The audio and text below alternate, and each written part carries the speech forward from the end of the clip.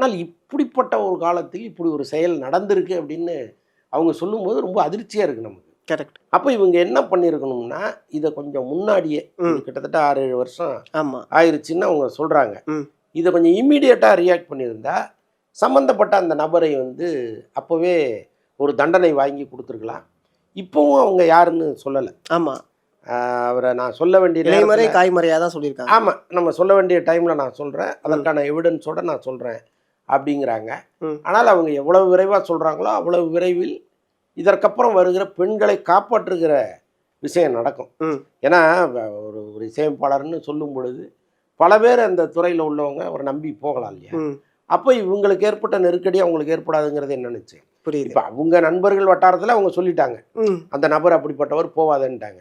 ஆனால் புதுசாக வர்றவங்களுக்கு கரெக்ட். அப்போ இவங்க வந்து கொஞ்சம் வெளிப்படையாக அது யாருங்கிறத சொல்லணும்.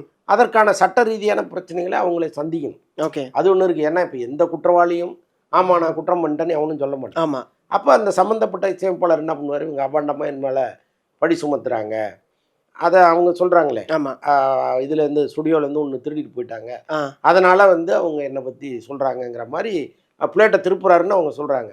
அதுவும் நடக்கலாம். ஆனால் இது எல்லாத்தையும் சகிச்சுக்கிட்டு அல்லது சமாளிச்சுக்கிட்டு ரொம்ப ஃபோர்ஸ்ஃபுல்லாக அது யாருங்கிறத சொல்லிட்டாங்கன்னா ரொம்ப நல்லாயிருக்கும். பின்னால் வர்றவங்களுக்கு அது ரொம்ப உபயோகமாக